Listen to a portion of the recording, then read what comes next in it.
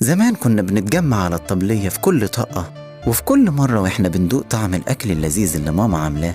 كنت أنا وإخواتي وبابا وماما بنقعد ونهزر ونضحك ونقول نكت أو نتناقش في حاجة وكلنا متجمعين. الزحمة اللي كانت على الطبلية دي كانت أجمل زحمة في حياتنا، كانت الزحمة الوحيدة اللي عمرنا ما اتضايقنا منها. زمان كان طبلية ولمبجاز وتعليم حكومي ومصروف على قد اللي معايا والشنطة قماش. طلعوا ناس محترمين وناجحين وشرفوا أهاليهم. دلوقتي آيفون وآيباد ودروس خصوصي ومدارس لغات وخاصة، وبيطلعوا حتى ما بيعرفوش يكتبوا عربي. ده غير الأخلاق والألفاظ البذيئة واللسان الطويل. مش كده ولا ايه؟